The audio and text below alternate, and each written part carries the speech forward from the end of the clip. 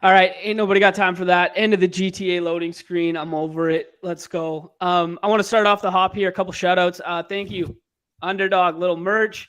Thank you, Deposit Kingdom, little merch. Hit that like, hit that subscribe for us. I've been looking forward to this show for a long time in the making here. You guys have heard us hype OneWeekSeason over and over again. You've seen Mark drop all that knowledge on our show over and over again. And we got the man behind the curtain now. We got JMToWin. He's in the building. He is going to be bringing that knowledge. We're going to do what I love to talk about, one in the swear jar here, porting that DFS knowledge over to the BR streets. That's going to be the focus today. And then we're going to build a couple teams together. So really looking forward to this. And without further ado, the Badge Bros and JMToWin. What is going on, my friends? What's up? I'm excited to be here, man. Hilo's gotten the early jump on Badge Bros stuff, so I'm trying to catch up and get in here and mix it up with you guys a little bit. Yeah, it's been really fun. Like, just I think this is a very good marriage, like kind of between the ideologies, because you guys do so much that is not just like picking the best plays or doing this sort of thing. It's so much just learning the game theory, the game within the game behind the curtain. And I think with such an early game like this, nobody really knows how to beat these games yet. So let's solve it together. Let's build it out together. Let's think through it together. And I think that's what you guys are doing, and what we're trying to do works really well together.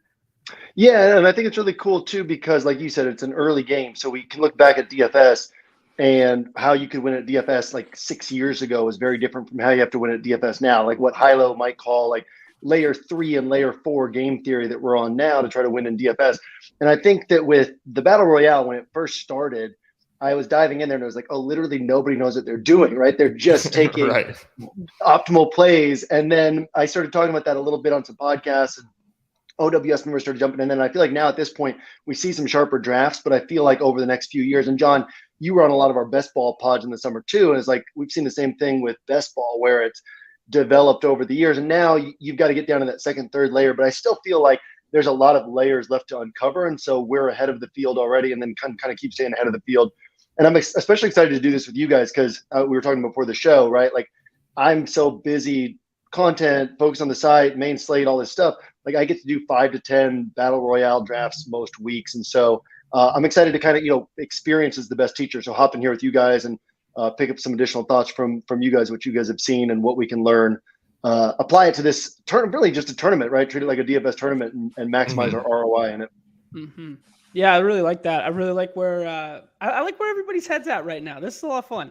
This is gonna be good. I want to speak to that though, Jam, because you said you're only getting in maybe 5 to 10, like that sort of thing, a week here. Does that change your strategy and approach to these contests than if you were perhaps getting 150 in per week? Ideally, no. I did a podcast with, I don't know if you guys are familiar with Blender HD from Roto Grinders, but like really sharp, large field tournament player. And we did a podcast together at the start of the season last year, just talking DFS theory. And one of the things that he was talking about was, it's not even so much that the 150 max guys that like their 100th roster is like taking the risks that other people don't take, but it's more that every roster is taking those risks. And so if I'm only building 10 battle royale drafts or 5 battle royale drafts, I have to recognize there are people doing 100 plus, and they're more willing to go off the board. And so I have to compete against them. So I have to go off the board that much more. So like last week, I got fortunate in that I was able to get Tua and Waddle and Tyreek Hill onto a roster. And then my tight end selection, obviously we know how important it is to grab that top tight end if it's available. I missed out on Kelsey. So then I waited, I took Harrison Bryant, right? So realistically, you're probably burying that roster. It's not going to win now. But if it does hit, you now have this roster that nobody else has. This morning, I took Adam Thielen on a draft where I had CeeDee Lamb. And so it's just like finding these ways to be like, who are the players that nobody wants? And it's harder because there's no salary cap, right? So you have to still take guys who can actually pop for a huge game. Like Paris Campbell's going, in the first 6 rounds this week, but then you're like, but what's his ceiling, right? His ceiling is like 15 to 18 points. And I'm a big Paris Campbell truther, but let's be real here, And so, yeah, it's weird. You have to be willing to like on that first draft, take the guys that other people were waiting till like their 50th draft to take, because otherwise, what's the point of even playing? Yeah, I really like that. Good point. I agree with you, especially from like the small field standpoint, like taking some strong stands in those teams that you are building, especially in a week like this week where there's such a huge drop off in talent at the wide receiver position after the first 2 rounds. It's stark. So for me, it feels like it's easier this week to like, if there's any time to like maybe get some practice, if you're normally like a very chalky drafter, that's where you like to stay in your lane, that's fine. It does feel like that this is a great week to start to explore a little bit more, get down in those ranks. I've taken Paris Campbell a couple times. I'm on that train. Yeah. I'm on that train because I end up with a lot of like Jalen Hurts. So like, they'll run back, even though also the big topic of this week is now, do we correlate less? Like, are we correlating too much? But, I do need to mix up some of my late round wideouts, but it's getting gross. Like you look at my exposures, I've got a little bit of Allen Robinson, a little bit of Darius Slayton, some Deontay Johnson. Obviously, shout out to Steelers. Had to represent the Steelers today because they are getting a little too disrespected by my fellow co-hosts. So I needed to remind everybody who we got a homer on here. Got to remind y'all. But yeah, no, this is a fun week. I'm glad we got you on here to help dissect some of this stuff. Real quickly on that, I've been saying for 5 weeks now that I think that Kenny Pickett plus Deontay Johnson plus George Pickens will win a Millie Maker. You could say the same thing for Battle Royale, right? I mean, and these are guys that how many people are stacking them up, right? Like it's going to be under 0.5% of rosters that have like a full Steelers stack. And so it's those these weeks where, because even you talk about the top wide receivers being better, and even those wide receivers are kind of fragile. Like it wouldn't be that shocking if Dallas versus Minnesota disappoints. And now these top wide receivers, they kind of are like 15, 20-point guys, 18-point guys. Diggs might not even end up on the slate with the snow situation in Buffalo. It seems like drafters are still kind of hammering the Bills as if that game will be on there. And so, yeah, like you could end up with a situation where something like Kenny Pickett, George Pickens, and Deontay Johnson, the Steelers put up a bunch of points against the Bengals where it could happen. That could be one of those random division shootouts. And then like literally nobody has it, right? You don't need a top end score. You need maybe like 25 points from Pickett and those guys to follow. And you could end up in first place in a tournament like this. Exactly. And that really just goes back to just like knowing what the field's going to play, and which is not the Steelers, and having like, and by seeing the Steelers play and understanding like they are actually like being pretty aggressive. And these weapons that they have, these are not bad receivers. Like Deontay Johnson has no yak, but regardless, he's open a ton and he earns a lot of targets. And Pickens is a dog. So and Freiermuth is one of the like most efficient tight ends in football right now. So I mean, it's all there. Like you said, it's just a matter of when. And so that's definitely something I've been sprinkling in. Sorry, John, I love that. Had to go ahead and pat him on the back. No. We're good. I wanna dial it back one step from there and like talk kind of more overarching, because we just talked about multiple roster constructions there where you were fine having a double stack with Kenny Pickett. We were fine having a double stack with Tua in the previous example. From a roster construction standpoint, we've talked a lot about correlation and perhaps getting over correlated because we've been doing similar things with this contest. What has your approach been, JM? Like, are you fine getting 4 pieces, same game environment? Because we've talked about these contests potentially just trying to hit a 6-leg parlay because we don't have the 9 roster spots like we do in DFS. So where does your mind go with kind of optimal building for this contest? I say this a lot in DFS, but every week is different. One of the things obviously we've seen is scoring's down across the league. But then a lot of times we talk about things in like a macro sense. So we talk about scoring being down across the NFL, and it's harder for us to then dive into an individual game and say like, oh yeah, but what about this spot, right? We've had games where Miami games have gone off, or Baltimore game, I guess Miami versus Baltimore went off, Detroit games have gone off, Seattle games have gone off. So still, if you can find the game environment that does go off, then you're in a much better position than the field. I mean, one of the things that's interesting to think about, right? Even a 6-leg parlay, if we're like gentle here, we say, oh, we need like a 75th percentile outcome from all 6 guys to win the Battle Royale. even that, getting like 75th percentile outcomes that are all independent of each other, like you'll do that once out of every 4,100 rosters, basically, right? And that's a long time when you max out 150 drafts for that EV to play out in your favor. So any place where we can correlate, it's great. The power of correlation, one of the things that I talk about is it a lot of times even lowers your ceiling a little bit, but it's just like the math works out so well in your favor that you need fewer things to get right. So if you know that when Kelsey hits, Mahomes is usually hitting as well, that's like a free square, and you can treat it that way and just say, okay, well, and that's a harder one to actually get on a Battle Royale roster, right? Because somebody's going to grab Kelsey first round and then Mahomes might go before he comes back around. But if you can get that, then you're just getting that extra spot correct. And now instead of like 1 out of every 4,000 rosters, it's now 1 out of every 1,000 rosters is what, getting 5 independent bets right would be. So it's just finding those places to lower the bets. As far as like the full on game stacking, I think it's probably right now in the current state of the NFL, like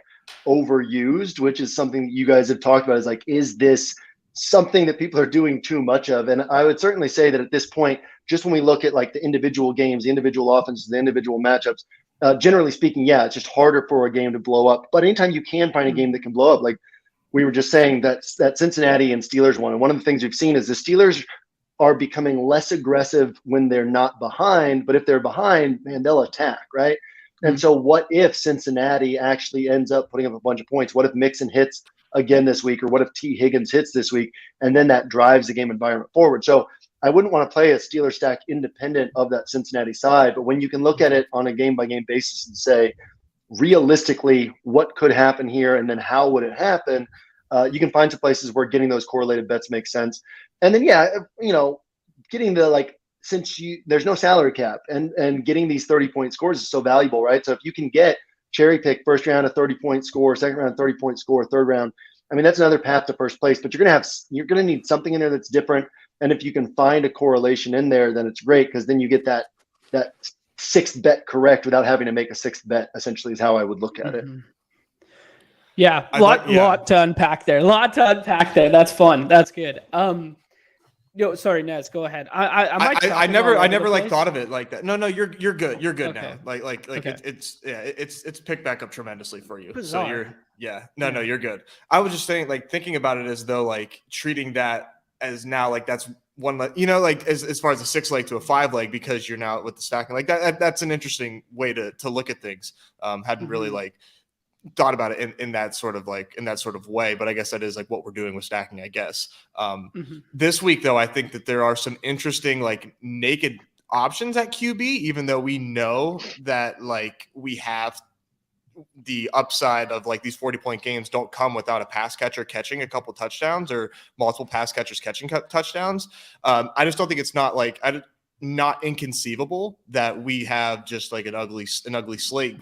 Granted, now with the Bears and Falcons game being bet down below 50, that we just don't have a 30-point scorer on the slate this week. And now that gives us the opportunity to then to not stack with certain guys. It's thin, like we've talked about, but and so you can still correlate elsewhere in that lineup with with run backs at the skill positions. But I think that is something that I've been trying to do a little bit more. I like consciously or unconsciously, it just depends on the way that things fall for me. Like Hurts, sometimes if Brown's there, I am going to take him. But if not, it's like I don't even take Devontae Smith, because that's everybody's consolation prize. So just trying to think through these things, try not to galaxy brain too hard, but just given the state of the slate, it feels like it's going to be a gross one. I brought this up because the correlation question has been very top of mind this week for us, because in weeks past, it's been very hard to stack premium quarterbacks with their number one pass catcher because of the ADPs. This week, and just for reference, JM, this is a crowdsourced sheet from multiple drafters where we kind of pool our drafts together and can kind of get a little snippet of what we think's going on with the field terms of drafting environments. So this is 90 total drafts pooled together. And we're just seeing like little things where we're seeing consolidation around like Josh Allen, for instance. stacked 64% of the time. Jalen Hurts stacked 68% of the time. And in this, we've kind of made correlation a very top of mind conversation because we're seeing these numbers that are bigger than we've seen in the past, like Joe Burrow, 75% of the time because he's readily available late. So seeing some of these trends, and granted, small sample size and stuff like that, does that deter you in any regard from we're maybe just doing exactly what the field is doing by correlating?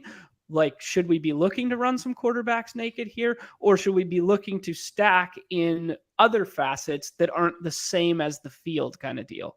Loaded. Well, question. like what Nez said about if we don't have a 40-point score this week, if we don't have a 30-point quarterback score this week, then it tilts everything. So the great thing about correlating is if a guy puts up his high-end score. So we talk about it in DFS of like, well, Josh Allen costs 8,500 or whatever. Like if he puts up the type of score that you had to have, if he puts up a 40-pointer, he's bringing somebody with him. There's no way that he's putting up that type of score and not bringing somebody with him. But on a week like this, I mean, it is truly ugly this week and basically at every position, but including at the quarterback position. So yeah, you could say, what are the chances that the top quarterback score is like 26 points or 28 points, and maybe that's Hurts, maybe that's Fields, maybe that's one of these running quarterbacks, and then their top pass catcher ends up putting up 14 points, 12 points and half PPR scoring. And yeah, you don't actually end up needing that correlation. So somebody like Burrow, I would look at it and say, how could Burrow be the number one scoring quarterback on this slate without one of his pass catchers coming up with him? It would be a lot harder to do. So one of the unique things you could do there is like, who's going to take Burrow and Mixon? And we know that Mixon can catch touchdown passes, and you could have a fluky game where Mixon catches too. So you get that correlation where it's like, okay, Burrow is the top scoring quarterback, but it's not coming through the guys that you think. One of the things that Mike Johnson and I always talk about is your path to first place. And it's like, once you place a bet, you have to understand like what that bet is also saying. So like you can't have Burrow as the top quarterback without somebody catching some touchdown passes. But if people are like, oh, well, Hurst is my consolation prize, or hey, maybe Boyd has a big game here, maybe T. Higgins has a big game here. Well, you can go a different path there. And then, yeah, I love that thought on like a week like this. What does this week provide us with, and what's our path to first place this week? Well, what are the chances that Fields puts up 30, that Hurts puts up 30, and that's the top score, and they don't bring anybody with them? It's relatively high. And people are going to kind of force that correlation on these guys. And so, especially on these running quarterbacks, I like that. I also like something like running somebody like Gabe Davis without Josh Allen, or running somebody like Stephon Diggs without Josh Allen, where most people are going to be on that guy paired with the quarterback. But then you can say, okay, but what if the touchdowns concentrate on this guy and Josh Allen puts up 25, but that's not the score you needed, right? Maybe Justin Fields puts up 32, 33, something like that. So that's a little bit of a thinner needle to thread, but it just gives another way to be different. Yeah, I like that a lot. I think we're introducing very sharp points of leverage in this conversation. Like, I think that's kind of the root of it. And I think there's a lot of merit in selecting your one-off exposures to be exactly like you said. So selecting a Gabe Davis because it instantly, as a one-off, because it instantly introduces leverage against those combinatorially owned Allen plus Davis lineups. So if we were going to start selecting back end of these draft boards, low ADP targets, would you be incentivized to take players that have quarterbacks that have already previously been owned in terms of ADP, or would you be looking entirely rogue, different game environments? That's a great question. I think either way has like valuable ways that you can approach it, right? If you're able to get the big thing is you don't want to miss, you need a first place finish. So you don't want to miss out on, like, if you're taking a quarterback, a wide receiver whose quarterback has already been taken, you don't want to miss out on that big score from the quarterback where it's like, well, I got this wide receiver score, but still can't get first place. But then if you have a guy like, say, Kirk Cousins, right? It's such a condensed offense. It's more, for me, it's like about how concentrated an offense is. The more condensed and concentrated an offense is, the more it can make sense to take that deeper, like low ADP, no ADP wide receiver, because Kirk Cousins can produce a huge game for one of his pass catchers and still only put up 250 passing yards himself or 275 passing yards himself because that offense is so condensed. If it's a quarterback where they're like spreading the ball around, like let's take a Tom Brady, for example, and you were able to take some guy off the board like Julio Jones, well, it's like, well, if Julio Jones is hitting, Tom Brady spreading the ball around, he's also hitting and somebody already has him, then you're probably not winning that tournament. And so, yeah, in an ideal scenario, you get that wide receiver that nobody's on and nobody's on their quarterback either. You don't have to worry about it. But if it's a condensed offense, I don't mind taking it. And what I love about that is it's just like different points to think through that other people aren't thinking through. And when we talk about thinking about your path to first place, most people would say that that's what they do. Most people would be like, oh, yeah, of course. But then realistically, all they're trying to do is get a bunch of good scores onto one roster together. And so when we think about these little things like that, it's like, yeah, but how do you win first place if this quarterback is not on your roster and you're taking this wide receiver? That's like somebody else is going to have that quarterback with this wide receiver and this quarterback's getting those points. So, yeah, just thinking about these little things, it provides such an edge. And that's one of the reasons why volume on a draft like this is so valuable, because just like the repetition of doing these drafts, you keep thinking about different things, asking different questions. Like in August, that's how I do my NFL prep for the season, is best ball drafts. And as I'm drafting, I'm always asking questions. I'm always thinking through scenarios. I'm always like challenging myself on different things, which leads me down research rabbit holes. And so you can kind of do the same thing with the Battle Royale, where the more volume you're getting in, the more questions you're going to ask yourself in terms of like, oh, does this make sense? And you kind of start getting those answers. Like you're going to have, like by your 30th, 40th draft in a week, much sharper answers than the field if you're like actively paying attention and focus on the draft as opposed to just pressing buttons, because you start asking these questions and figuring out different ways to piece these things together. Yeah. I think that's very sharp. I wanted to speak on something that you talked about, like how volume there, how you think volume plays a big impact on this. We've talked a lot about volume, and we've kind of said volume is king in terms of getting exposure to combinations that basically don't exist otherwise. And that's why I asked you, with you building 10 rosters versus 150, like, would you ever come into these contests and be like, no, I just can't play this week because I'm afraid of X combination already existing that is no longer available? Or is that just incentive to go even further off the board? Yeah, I'd never be afraid to like enter a draft because you know, a lot of times what we think of as a certainty is not a certainty, right? And so I remember what was a few years ago when Tyreek Hill had the suspension or like potential suspension looming over him, and he was being drafted in like the 110s, 120s and best ball drafts. And then people were like, well, you can't even draft the best ball mania because like you're competing against these teams that had Tyreek Hill drafted way later. And then Tyreek Hill ends up like missing part of the season, getting hurt. He kind of underperformed that season. It didn't end up mattering, right? And so to me, it's like as any time where I can, there's no week where I'm going to say like, oh, well, I can't draft because of these factors, and I'm only going to have time to get in 10 of these drafts. As long as I'm putting together sharp drafts, it's like the more action you're getting into play that's plus EV action, the more opportunities you have for that expected value to pay out over time in your favor. And so, yeah, I'm always just looking for whether it's underdog parlays, whether it's prop bets, whether it's showdowns, whether it's afternoon only slates, whether it's the Battle Royale, like any place where I can keep getting plus EV action into play, I'm going to keep doing it. I like that a lot, because I think what we get in the habit of doing is thinking about one isolated slate as like the end all be all. And I think your mindset associated with that is kind of like how my thought process was with poker for years, is like, it doesn't matter what happens in this isolated game environment, this isolated table, this isolated session. It's what the totality of it all means. And yeah, there'll be some weeks where we can get 150 down. There'll be some where we get 10, but really that's just 160 bullets. It doesn't matter how they were allotted, because they're all part of like the same game in theory. Right. That's, yeah, I don't know if I'm putting words in your mouth, but that's kind of like how I interpret that. And I think that's very sharp, because it's something that we haven't really discussed, because I've talked actually the opposite end of that, where there's just like some slates I've just been like, oh, I'm not going to play hoops tonight because I think this combination is no longer available. But now now having heard you say that, like I'm getting less and less afraid of the quote unquote super team existing. Yeah, and the big thing is that like I said, as long as it's plus EV play. So if you can come into something and say, okay, I have the time, I have the knowledge, I'm putting focus into this, then like the more plus EV you're creating, then the more opportunities you have for your ROI to increase.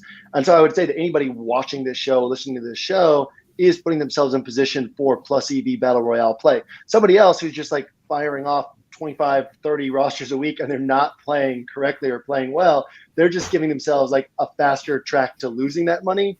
But as long as you're confident that you know what you're doing and you're thinking through the game angles, it's one of the things I love about what you guys do is it's not about who are the best plays on this slate, but it's about saying, what are the game angles? What are the strategies to this particular game?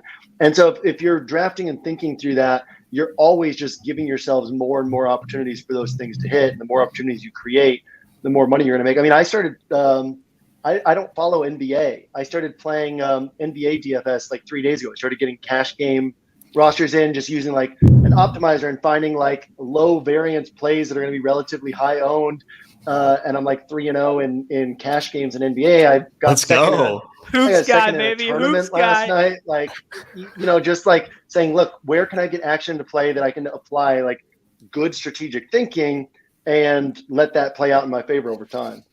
That's been my big like overarching thought is I don't care what the sport is, like if we're good at the game, and I'm intended to prove this by diving headfirst into the hoops in the same regard as you. Like before we started streaming these, I think I could name, I don't know, 25 basketball players, if that. And then like last night, I just like had 50 entries all of a sudden. I'm like, here we go, baby. I'm the hoops guy now.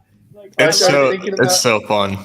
I was like, I'm gonna start diving into PGA next, like. There's Numi's your guy, man. Talk to Numi.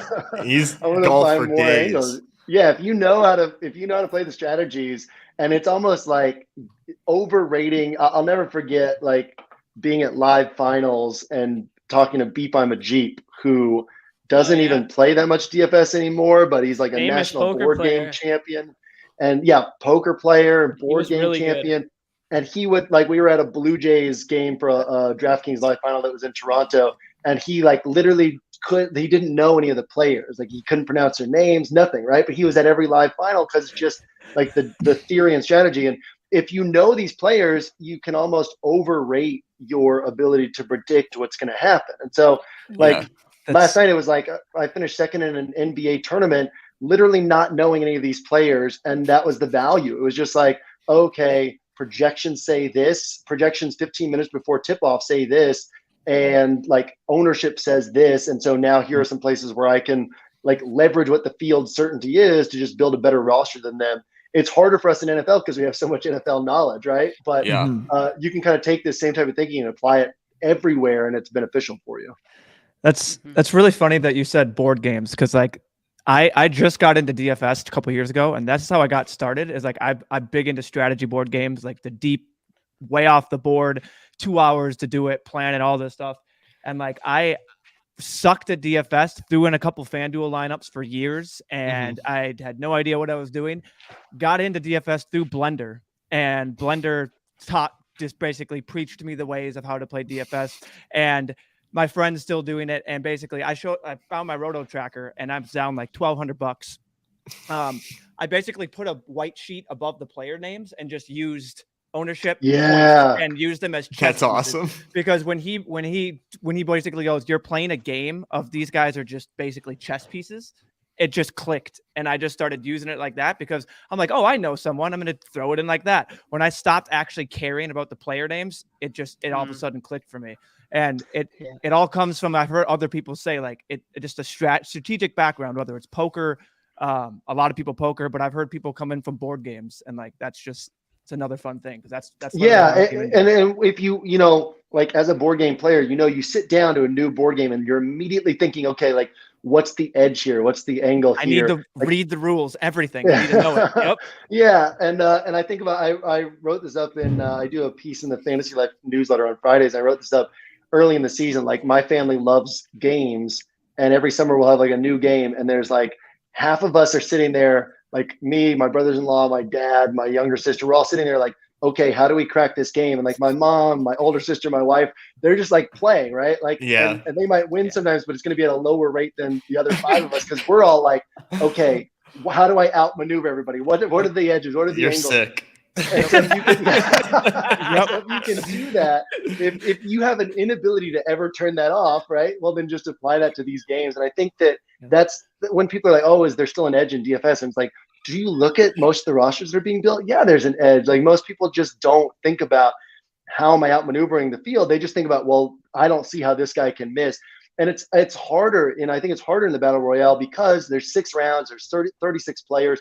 And so you're going to have fewer guys who are like off the board and can really hit, especially at say the quarterback position or the tight end position. Like if Kelsey and Andrews are on a slate, and you don't get one of them and those guys hit, you're in such tough shape. Exactly. But if you go like off the board at wide receiver where there's so much more variance, then you can get these guys, kind of these lower owned guys who can get you 30 points. And I mean, I love that. And like I said, that's, I think one of the cool things about what you guys are doing with the Battle Royale and with Underdog in general is just like finding what the angles are. And I'll also say for anybody who's listening to this, you can have something that you're not good at, right? And then like you might be listening to this and then you're just not good at the Battle Royales. And then you keep, I'm bad at FanDuel. Like everything on FanDuel, I've never been good at it. And my first year of MLB DFS was 2014. And I made like 130K on DraftKings and poured back like 40 or 50K on FanDuel. And I just kept trying. And I was saying, like, I would say out loud to myself, like, I'm going to crack the code here. Like, I'm going to figure this out. And then eventually it's like, why? Like, don't embrace the challenges, embrace the place where you have edges. You know, like on Underdog, I totally have left alone full game parlays. And now I hit the second half parlay of every single game on every single slate. Over the last 2 weeks, I've put in 2,100 and picked up 4,600 total, like in return from just hitting 3 leg second half parlays, because you have a whole half of information. I've worked in this industry for 10 years. I listen to every coaching press conference every single week. I break down film. I used to coach football. And so like for me, having a half of information and then looking and saying like, what's going to happen in the second half, it's so much easier for me to be like, okay, these 3 bets are plus EV, they correlate in this game. Right. And so like find your edge. If you're listening to this, like you can pick up things here that you can apply to any of these games. But if you like suck on the main slate or you suck on DraftKings, like go play on Yahoo, right? Go play on FanDuel, play the afternoon only slate, play the full weekend slate. Focus on the Battle Royale, but like find where your edge is and then just hammer that, because this isn't, you don't get gold stars for like beating something that's hard for you. You're trying to make money, and that's what we're out here to do, is find places where we can make money.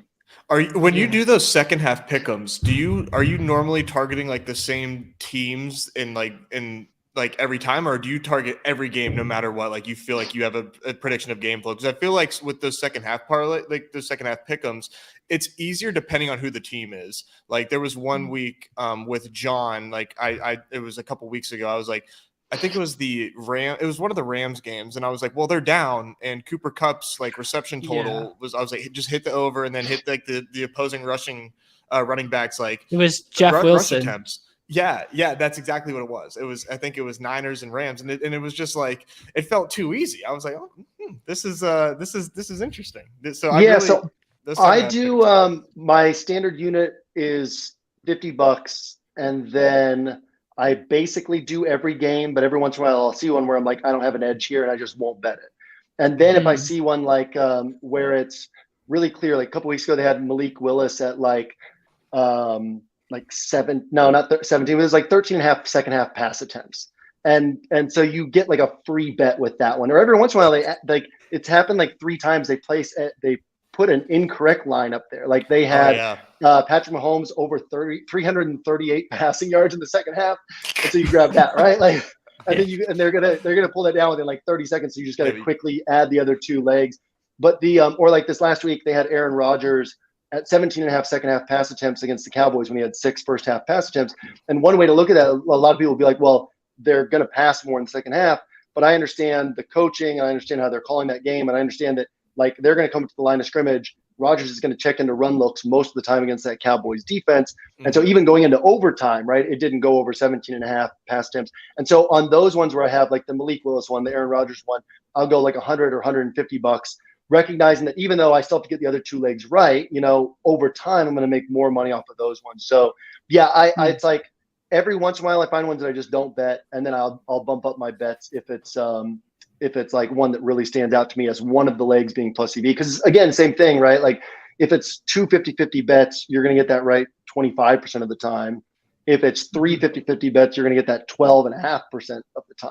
So if one of these is a free bet, then the payout on just getting two things right is so much better. Even if you get them wrong and lose some extra money, like over time, those ones pay out. So yeah, generally speaking, I bet every game, but every once in a while I'll find one where I'm like, I don't see an edge in this one. Yeah. Yeah. No, It's that's good to know. It's so beautifully simplistic yet complex. You know what I mean? Like, it's just like, oh yeah, why would we throw good money after bad if we're bad at something? Let's just find a better spot. Right? Like it's so simple. It seems so simple, but it's like we don't zoom out far enough to think about that, right? Like I don't zoom out far enough to be like, well, why am I losing on FanDuel versus why I'm winning on DraftKings? Yeah. Maybe it is the platform. Maybe I'm genuinely not good at this, right? Like I think that's a very very fun point to bring up because so many people come into DFS from like the Millie Maker, right? And so they want these like huge payouts and they focus on that, and then they're just playing NFL. But like that's anybody who's listening to this, you're playing on Underdog, which means you've already gone that next step of like finding extra ways to get action into play. And just like the more places where you get action into play throughout the week, the more opportunities you have for that plus EV types of approaches and thinking to build up and play out in your favor. Because if you're just playing the main slate on NFL, you could be like one of the best players ever and still go seasons without making money, right? Because that's just such a small it's only sample 20 size. It's only 20 something slates a year, right? Like shout out like, the afternoon slate. Exactly. And afternoon slate, you got people chasing losses from their early slate, and you got softer competition, you got people who didn't prepare for the slate. Just any place where you can keep getting stuff out there is so valuable. I used to use this analogy from poker all the time. It's like in the World Series main event, I've never cashed. I've played the World Series main event 11 times. Am I bad at poker? No, it's 11 tournaments. Exactly. It's 11 tournaments. I don't know. Like, maybe it's the biggest tournament every single year and it costs $10,000 every single year. And I've lit that on fire every single year. But that doesn't mean I'm bad at poker. It just means like I haven't been good in that tournament. And I view that similarly we've been talking about sample size a lot with football, is like we lose sight of the fact that like we can get down 25 games of NBA or 25 slates of NBA action in a month. It takes us a year in NFL to get that sample size, right? So diving into the sample size of like, hey, this is the roster construction. We saw it win the last 10 weeks. It's like, no, those were the last 10 slates. Like that, like that's not a week's worth of information. That's not 10 weeks worth. It's just 10 isolated slates. And on people 10 are like, days. people are like, oh, chalk is hitting all the time this year as the NFL changes. It's like, no, it's been like 4 slates. I remember it might have been 2017 that Beep I'm a Jeep said that there still wasn't a large enough sample size of DFS, like all sports. There wasn't a large enough sample size to say definitively like who the good and bad DFS players were. And that was like 3-4 years of like all these guys playing all the sports. And even with that, he felt that wasn't a large enough sample size. So then you think about the tiny sample size of like 4 NFL slates, 5 NFL slates. And then you see, and people's mindsets get so downtrodden because you're like, God, I've lost every week. And you're like, well, you're playing tournaments, you're playing limited entries, and only 20% of the tournament field cashes, right? That's 1 out of every 5 rosters, 1 out of every 5 weeks. And you're going to run hot and cold. You're going to go like 7-8 weeks without cashing. You've got to understand that. And then either like shift your mindset or put more money into play. And I think that's one of the hard things about with OWS, because we're an NFL DFS site. So a lot of our subscribers just play NFL. And so kind of helping them understand, like, listen, the sample sizes are so small. So you either create a bigger sample size or like you got to have that mindset of saying, look, there's going to be ups and downs. You just deal with the swings as you go through it. Yeah, I love that. I love that just like blanket piece of information, because especially the applicability to that to Underdog is like, we're still so early. Like this game, like even we come on here and we discuss these things and we share it. Like I'm going to be so wrong when we look back on this stuff 2 years from now. Be like, oh, that guy was an idiot, right? Like, well, I hope so, because I hope we've come to a point where we've evolved enough to go beyond that, where it's like, oh, we're progressively getting better at these games, because we don't definitively know anything. We're trying to feel this out as we go, right? Yeah, exactly. 100%. I needed that pep talk though. I was oh man.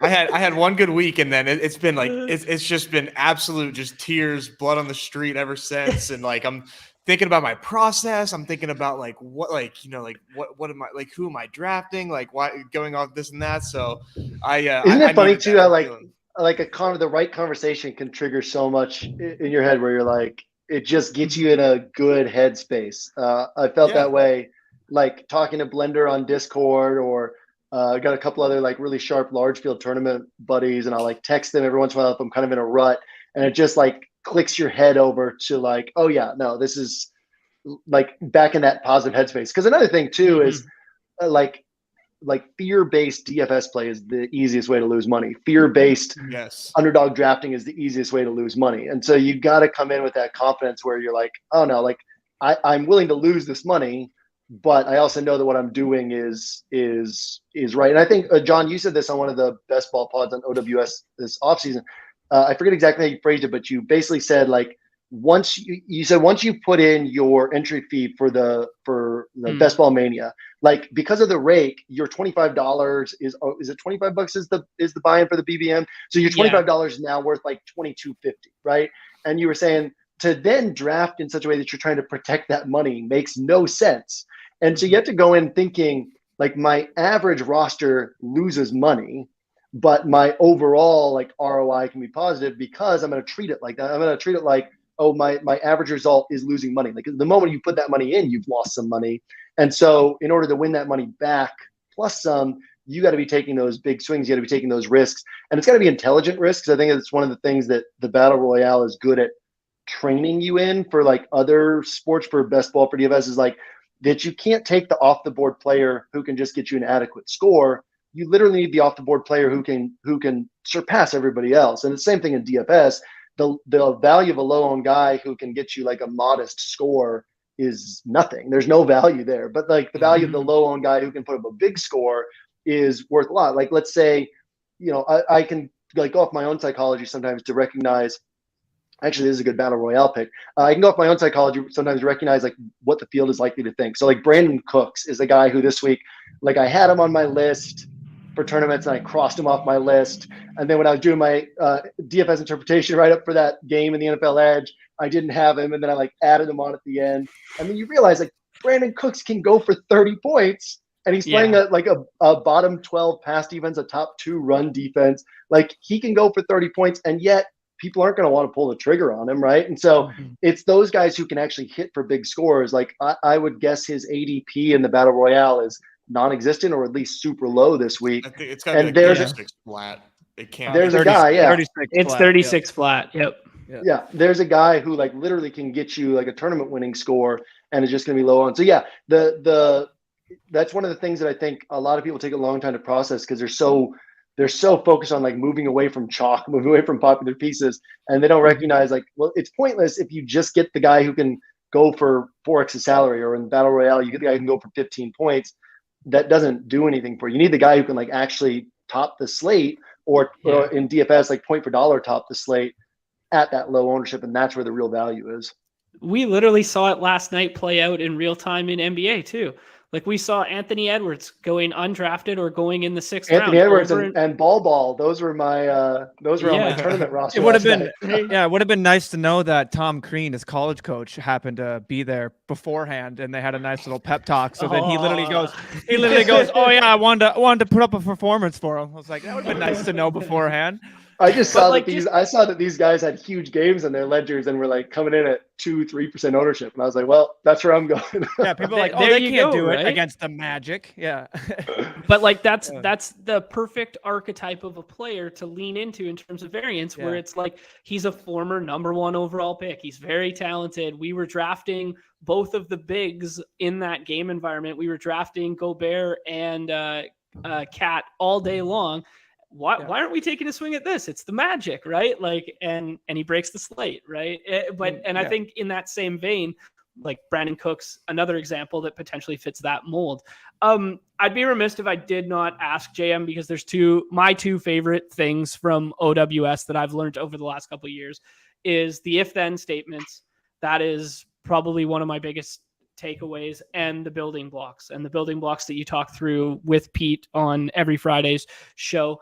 And I want to know, I've talked about how I want to port that over to these battle royales, but I want to hear it from you in terms of what do you think the best application of an if-then statement in the battle royale is? So I don't know if I have like an example, but every like player I'm putting on, like I basically want to be asking that type of question, right? Like, if this guy hits, how is he hitting? If this guy hits, like, what does that mean for other pieces in this game? What does that mean for other pieces in this game environment? And so and also, like, if I'm drafting, this is I think a pretty key one from a leverage standpoint. Hilo would be proud of this one, but if I'm drafting this guy in the first round, that means I'm not drafting this guy in the first round, which means that on this roster, I need this other guy to fail. And so how does this other guy fail? Well, maybe from another player on his team getting those points. And so, yeah, any place where we can, we think of these players' outcomes as being independent of anything else, right? We just look at like a projection and points, and we hope that they get a big game, but it's always attached to game environment. Like, here's an example. Lamar Jackson, over the last 2 years, he's topped, I think it's 23.1 DraftKings points only 5 times. Every single one of those games, the lowest total score was 56 points. The other 4 games were 60 to 80 combined points in those games. So in other words, any game that wasn't like blowing up, the game environment blowing up, Lamar Jackson's finishing 23 or fewer points. But when game environments blow up, all of these other games, he's gone for 35 more points.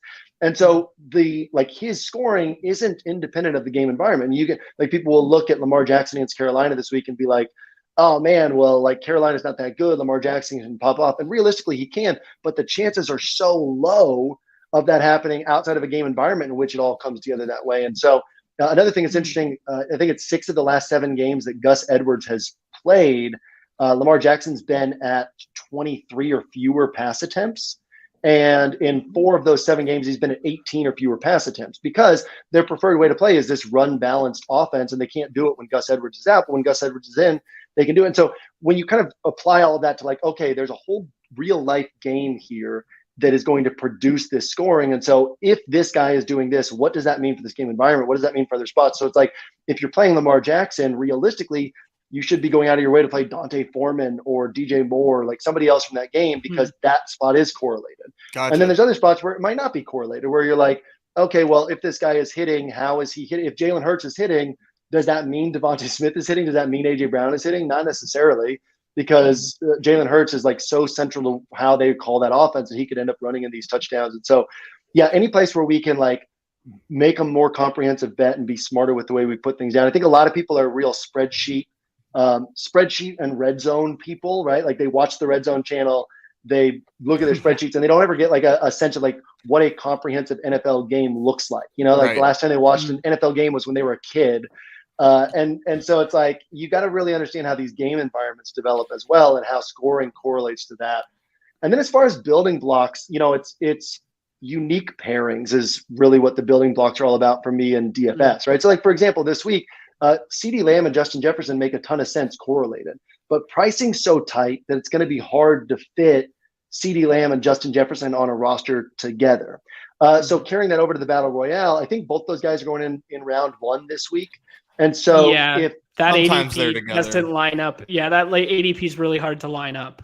Yeah, so it's hard to line up. So if you have a spot, and I think about it like this in best ball, if a guy like even if I'm not interested in a guy, if he's like typically ADP is like 8.0 and he drops to pick like 14 or 15, I immediately think, well, I should grab him because I like at the top end of the draft, it's hard for guys to drop that far, right? And so I should grab him because now I can get a pairing that other people just aren't able to get. And it's the same thing in the Battle Royale, any place where you can get these unique pairings that other people aren't able to get, or ideally a stack where it correlates well and it's just a stack other people don't have. Although that's harder to do because again, most of the guys with a lot of upside are going to get drafted. And they're going to get drafted in these stacks. And as you were looking at, like people are over correlating at this point.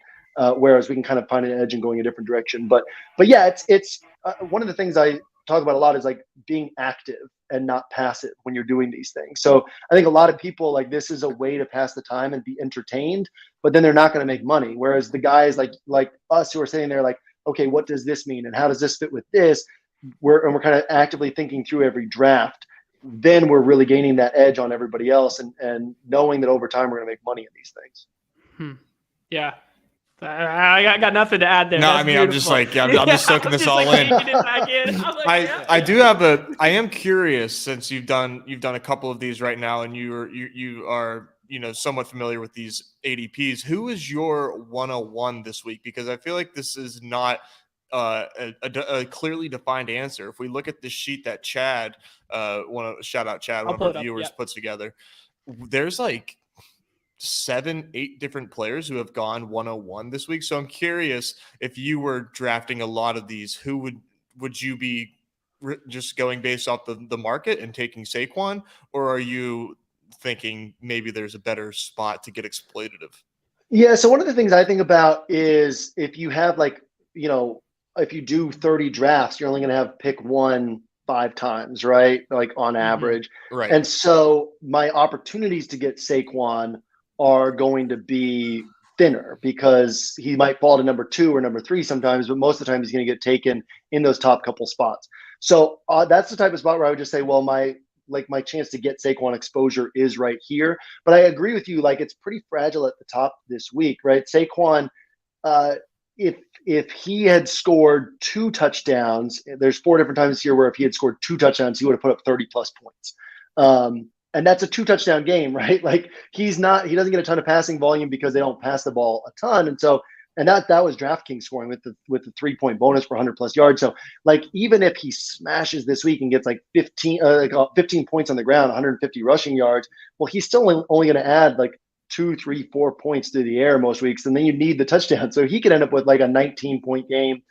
Justin Jefferson, we know can kind of be up and down. And I think that we think optimistically in these tournaments. So it's like, oh, well, Cowboys versus Vikings, this game's going to go off, but it could just as easily not go off. And then Jefferson ends up with like 14 points, and CeeDee Lamb on this offense that would prefer to not be pass heavy, he could end up with, 13, 18 points, something like that. Yep. So yeah, I mean, I think that it's not unrealistic to think that nobody drafted in the first round this week ends up being the important piece, because it's just such a weird week that should be pretty low scoring across the board. And so if you find that random piece, then you're soaring above everybody else. But I don't see anybody in like round 2 where it's like, oh, this guy should be drafted a lot higher. I feel like ADP this week is pretty consistent with what it should be. And so, yeah, I would kind of like just wherever things fall to me in round 1, take it, and then try to do something different in the later rounds, especially like if one of these top 2 guys falls to me at like pick 6 or pick 5, then you get that chance for that unique pairing that you might not otherwise be able to get. So yeah, like Justin Jefferson falling to pick 4 or 5, and you get CeeDee Lamb on your next one, things like that, I would definitely be looking to exploit. Yeah, that's generally how I approach these too. With the first like 2 rounds, I'm mostly just like going based off of where my draft position is. And if I get a start where I know that the ADP values are like, I'm getting insane closing line value, then I'm taking advantage of that, and then just like going from there, because I know that I'm drafting a lot. What I was hoping you would say was that it was Justin Fields, but that was a very well thought out answer, and and the correct answer. But yeah, it's kind of been the topic of the week right now, is like, can he do it again? And, I know, right? And yeah, I'm thinking like it's to me, looking at the quarterback slate, I think Jalen Hurts is probably the only one. This is just like my stance is the only one that has a chance to like match what his ceiling is this week, because I am like worried about the conditions with Buffalo. If that game does stay in Buffalo, I am worried that like the ceiling is just not there for Josh Allen. And then Jalen Hurts is why I like him, is because we've seen him have like insane games with AJ Brown before, and even with Devontae Smith.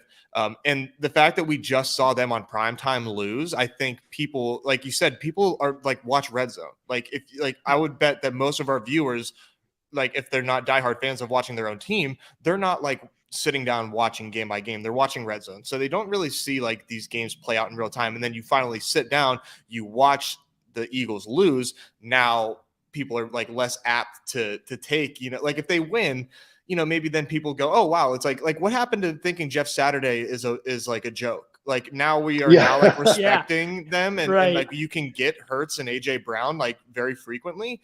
Like it just like things like that, I think is like where like I'm really trying to like take my stance there. But I am very much on the Fields train this week. And I don't know. I mean, 40 points, I'm not expecting 40 points, but I mean, everyone's like, he can't do it again. I'm like, to channel Blender, right? It's like, is he capable of doing it? Yes. And so then you take some of him, right? It's like, and I think that people want to like overthink things and like take their stances, but I don't think that I would ever be I would rarely be in a position. I know like last week, Hilo did way more battle royales than normal because Josh Allen, he was able to get him in like the 5th round. That's like the rare example of where I would be like super overweight on a player.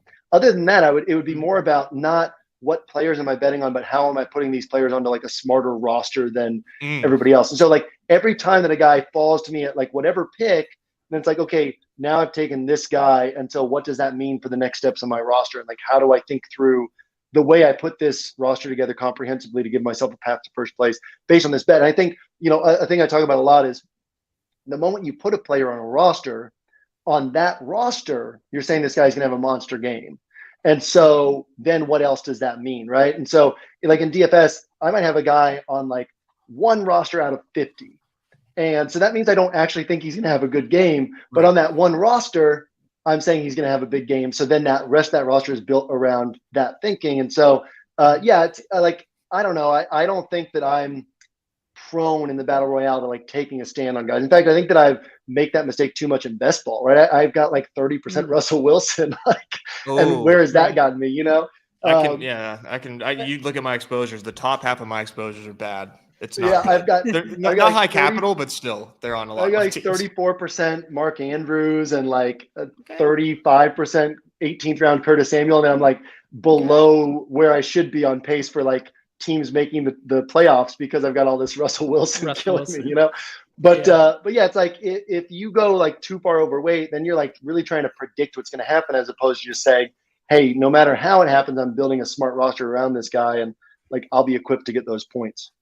Yeah, I really like that notion there. Is the player names matter less and less as long as we're consistently building with the right ideology in terms of how this roster is going to win, right? Yeah.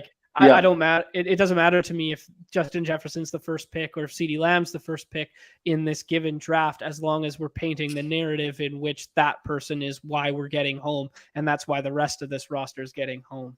Love it. Yeah, I think that's exactly the way to look at it for sure. You got time, Jam? We'll jump in one or two here and then call her a show kind of deal. Let's do it. Let's do it. Right. Let's build some out on the fly here. Let's get that number 2 pick and really get to debating who we're taking there. I like it.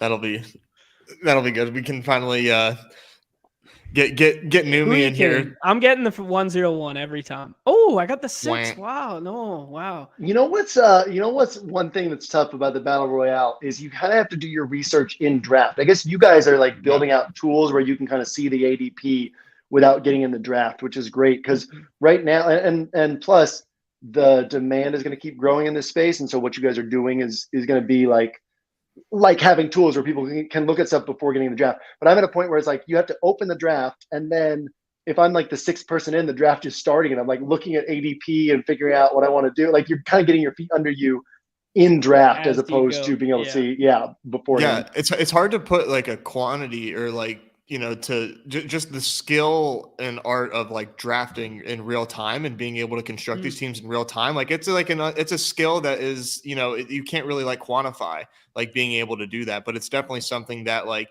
the sharp drafters, like you can tell, like Paul, I was inverted here. He's been top 2 like the past 2 weeks, just like mowing down these drafts, like having a good understanding of how the field is drafting, how your current lobby is drafting in a micro sense is really important, and like knowing when to take these risks.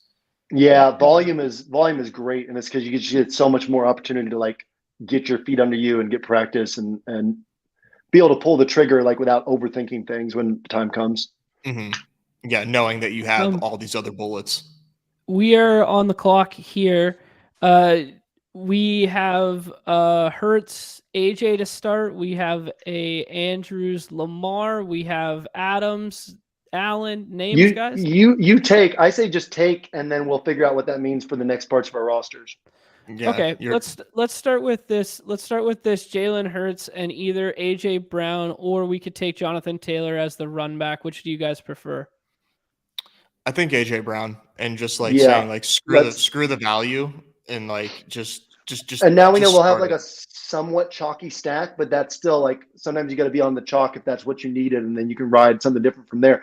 I'll also note the last 5 games that Devontae Adams and Josh Jacobs have played together, in which Adams didn't have the flu. The last 5 games, one of them has scored 30 plus DraftKings points, probably about 22 to 23 plus underdog points. There was one game where they both scored 30 plus. In 3 of those 5 games, one of them scored 37 plus on DraftKings. So if you're, it's almost like an either or, right? If you're not taking Devontae Adams, and that says Josh Jacobs is probably the guy hitting, and he's going kind of lower drafted in these drafts. So somebody that we can keep an eye on in here. Nice. Yeah, that's a good shout. Where are you at on Devontae this week? Are you someone who sweats the matchups? Like for me, like I'm scared shitless. Like, yeah, are you in the same boat? I like what Mike said the last time we had this matchup, which was like if there were defense DFS, like people would be shying away from Pat Surtain because they'd be like, well, he's got a tough matchup against Devontae Adams. I don't like that it's in Denver, right? So like if this game were in Las Vegas, I would have 100% exposure to one of Jacobs or Devontae. Like one of them would be on every team, because every week 30-point scores are going to be thin, like hard to come by this week. And one of them has scored 30 points in 5 straight games. But this week it'll be more like half of my rosters will have one of them, but I'll definitely have a ton of exposure to these 2. Gotcha. Interesting. Like that.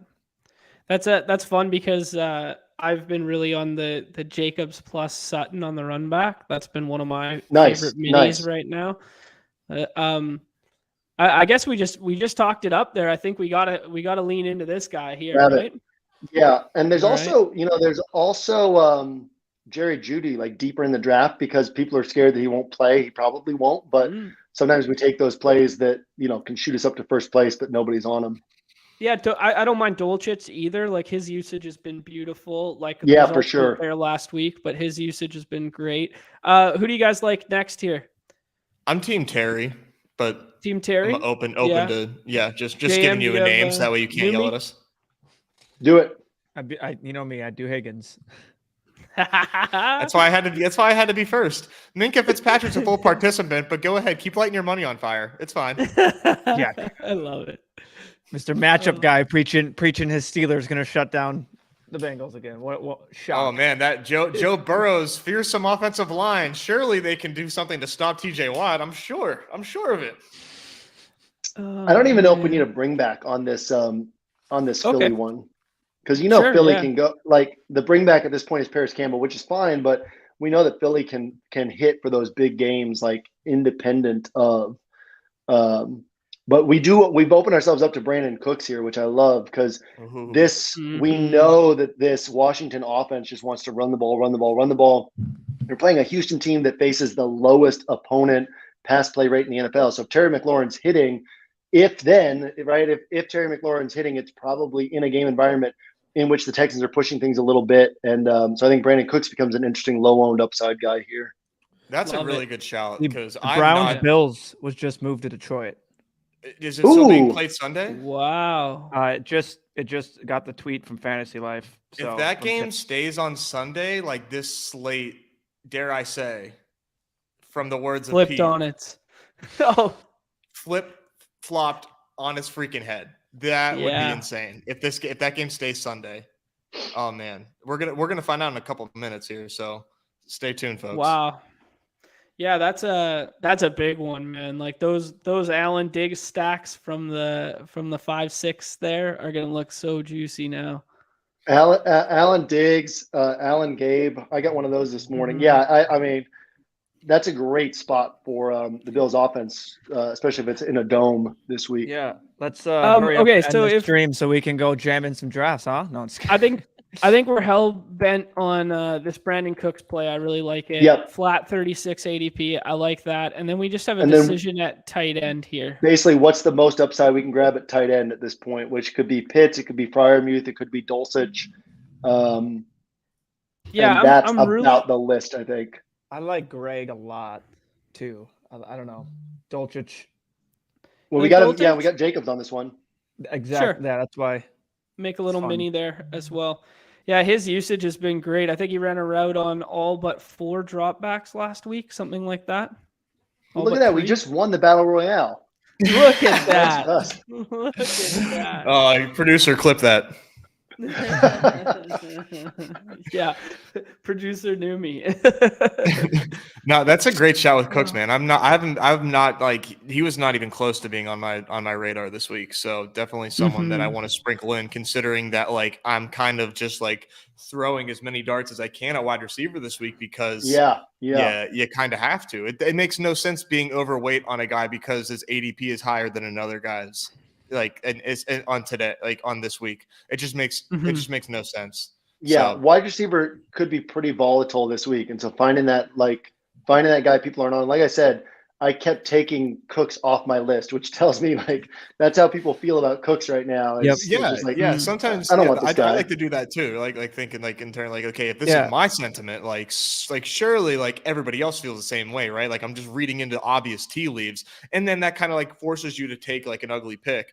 I find it really hard to take like on top of Devontae Adams having this matchup against Surtain that like I'm sweating, and I assume that other people are as well. It's just like the Broncos just played just the ugliest football of all time right now, and I just like and I bring that up because Devontae Adams on that sheet that Chad has, his run back percentage is like 7%. Yeah, I saw that. Which like I see that I'm like, okay, then that means like we need Devontae Dolchich or Devontae Sutton. Like if I'm taking Devontae, I want to even get more exploitative with it by getting a run back, small sample size. Yeah. I really like that draft. Yeah, that felt Yeah, good. me too. I like Lex's draft too. Shout out to Lex who does some 1 week season stuff there too. The newer of the segments there, the underdog, what does he call them? Undrafted underdogs or underdogs? What is it? Undrafted? I should know that. It's underweight, underdog, under something, underdog. Underweight. Yeah. Some nice alliteration there. I don't even think we got the name right with that, but yeah. Shout out to Lex for that. It is in the scroll. It's in the scroll. Yeah. Yeah. Underdog under-owned. There we go. There we go. We at least had the alliteration right. We butchered that. That's funny. I need to find out like ASAP about if this game is on Monday or not. Like this I don't know. Why would it not be Sunday? Because they decided today that they're I moving. don't know. it. I feel like this is early enough, right? Yeah, They moved it early enough. I hope. So what does that do for you guys? Does that make you want to take like a little Stephon Diggs right here?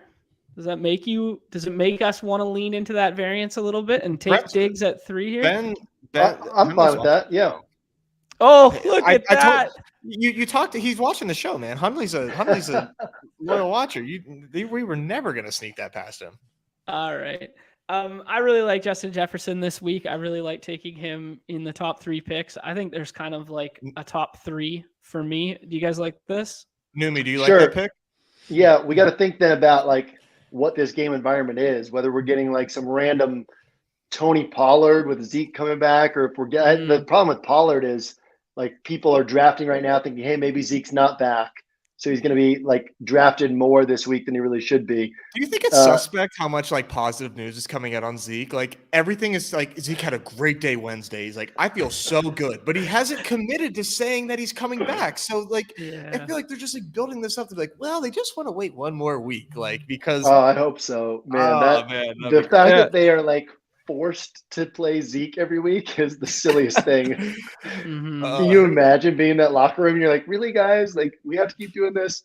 Someone they need to inception Jerry Jones. They just my god. They need psychological warfare to get him to make the right decision.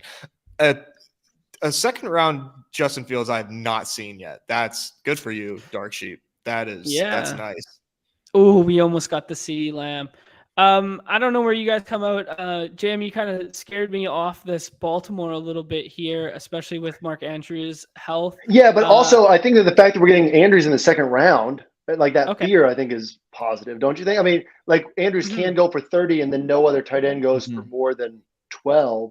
All of a sudden we're up there in like that must-have range. Yeah. Yeah, I don't like Andrews this week, but I have him on like half of the battle royales I've done so far, just because I'm like, well, he's here, you know, like at that 10 spot, like that for me, it's really hard to say no to that. Yeah, we're always grabbing tight ends in the first round, and then all of a sudden, people don't want to grab Andrews. It seems like he's going to be back this week, from what Harbaugh said. So, I think so. I'm hoping. Yeah, he had him queued while we were talking about him. I love it. Oh. It sounds like this game is being played. It'll be 1 p.m. at Ford Field. There we go. Wow. I love it. Nice. That's awesome. Man, that's nuts. Josh Allen has been the story of the slate the past 2 weeks. How does guys? What are we taking here? What are we taking neutral sites? John, I think it's you got to make a call here. We've all been talking about other things. Yeah, I'm sorry.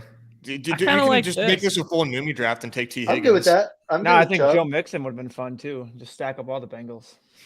I was thinking, I don't know that it's going to happen now. I think Sheep's behind us. He's got the Allen here.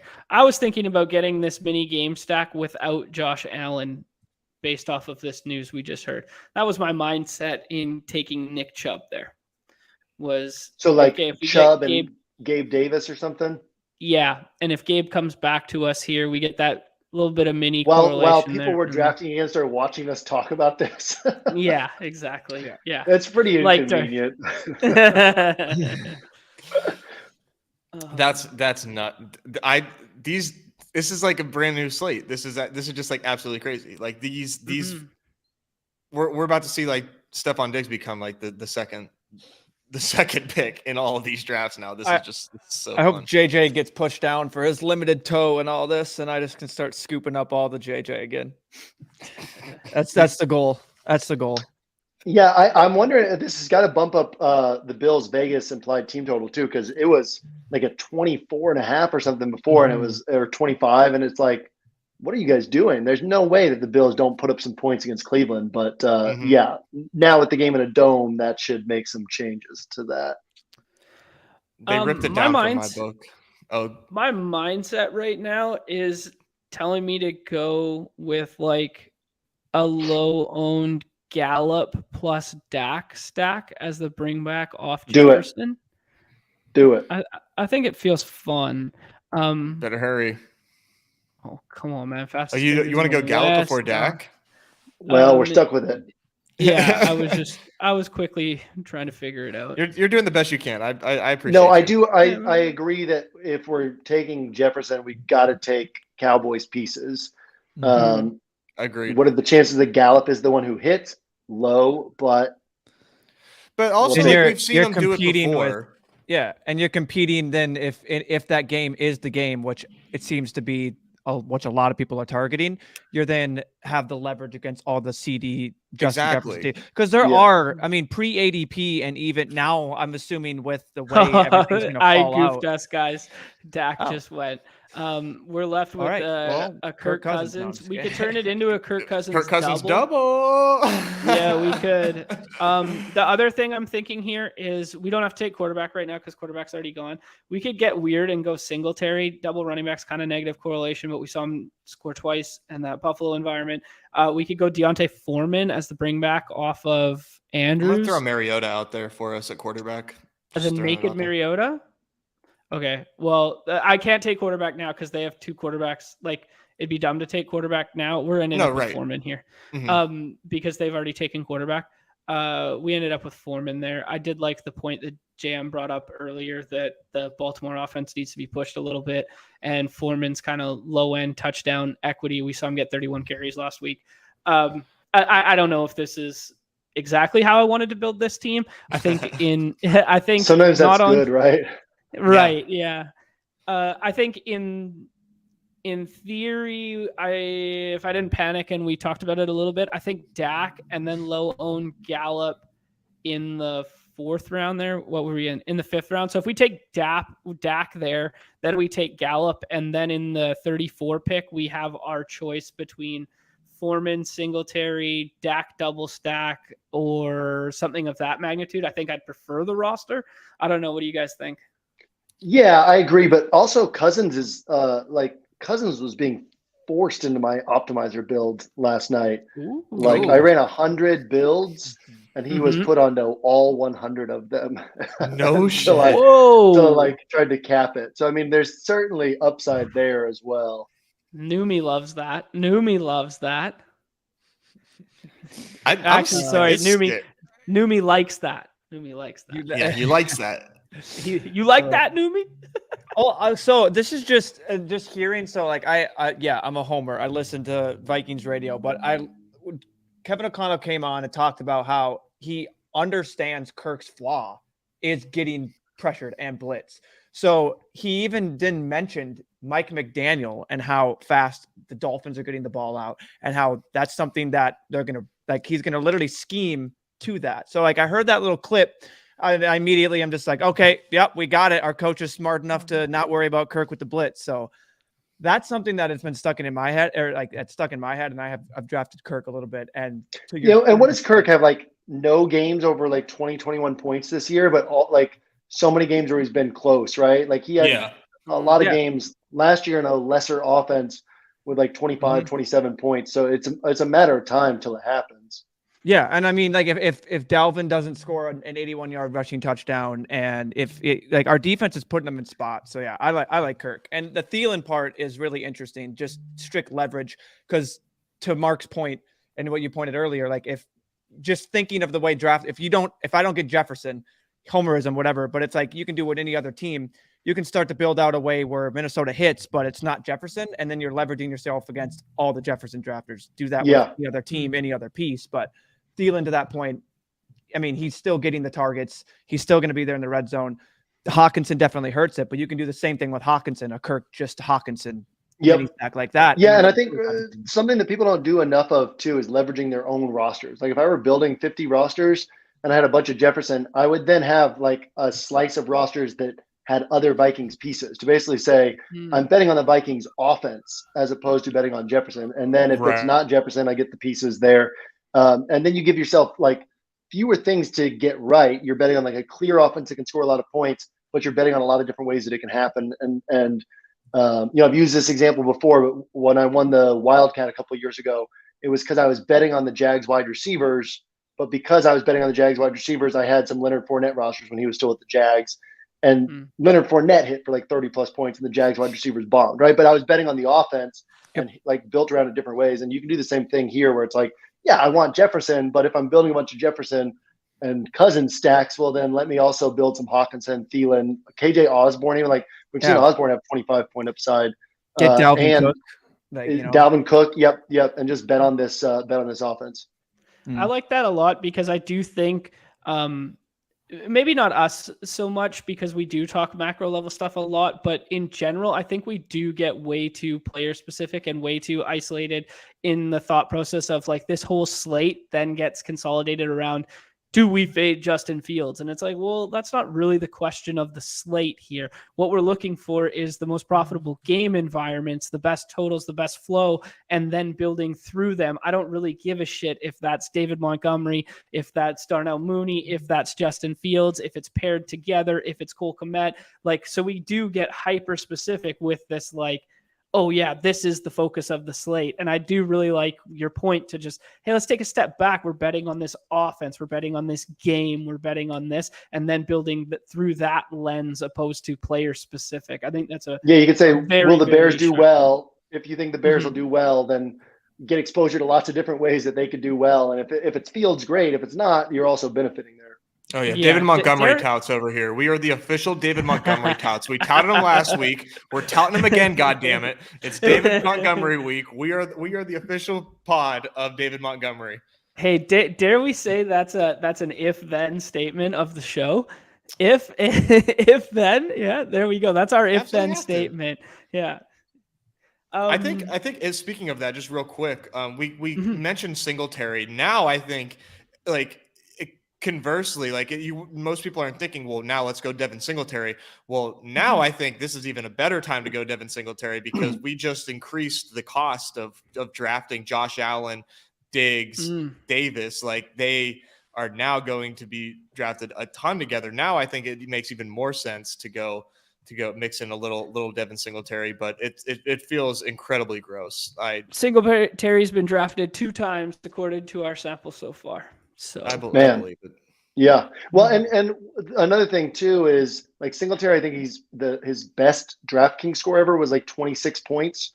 But if it's a week where, like, a lot of these running backs don't hit, which could very easily be the case, right? Where Saquon goes for 18 to 20, where Dalvin goes for 16, like, this could be a week where no running back's going over 20, and then Singletary puts up like 26, 27. He actually ends up being like a monster piece on this slate just because it's such a weak slate at running back. And so typically, like, if running back's strong, you just grab the strong running backs. But if running back's weak, that's when you want to go off the board. And this is a week like that. Yeah, I like that. Jam, you got time for one more there, or should we wrap her up on that one? I gotta hit these NFL Edge DFS interpretations. I gotta get going. Perfect. All right, no worries, man. That was this has been a great show. This has been a great show. Thank you so much. This was a long time in the making because we love your content. Genuinely, we organically hype OneWeekSeason all the time. We all use it. It's been so much more than a DFS site. Like, the mindset, it's not a DFS tout site. It's going to change the way you think about these games. And that's what made us all gravitate toward it. That's why I hope all of our viewers who are not members right now, join that fam, get in there, read the scroll, join those bottom up build contests. There's so much fun stuff going on. And thank you so much in the past for giving us, you gave us 10 subscriptions to hand out that we handed out in what seems like a lifetime ago, like week 5 or 6, something like that. NFL season moves slowly, doesn't it? Yeah. Anyways, gentlemen, anything else to add to get in here? No, just for me, appreciate you guys having me on. It was fun to do this, and hopefully be able to do it again this season, next season, the next season. But yeah, I love us all being connected and keep doing what you guys are doing. It's awesome. Likewise, man. Everybody check out check out JM stream tomorrow. Are you with Pete tomorrow as well? Yep. Tomorrow morning, tomorrow afternoon, whatever it is for different time zones. But yeah, I'll be on with Pete talking some ugly week 11 slate this week. Can we get a preview? Do you have who's like one of your ugly? No, I have no idea, but I'll know everything by tonight. Kirk Cousins, man, 100% Kirk Cousins. 100% Kirk Cousins. There we go. This is great. This is beautiful. So much insight. I'm gonna have to listen back to this to digest it all. Even there was a lot of fun. Thank you so much, JM. Everybody watch the show tomorrow. Everybody sign up at OneWeekSeason. Thank you all for being here. And we're gonna do double dip with Pete tomorrow. It's gonna be JM with Pete first, and then we're coming on with Pete right after. So we'll catch everybody tomorrow following JM on Pete's channel. Thank you so much for being here. Everybody's favorite time of the show. The end. Peace.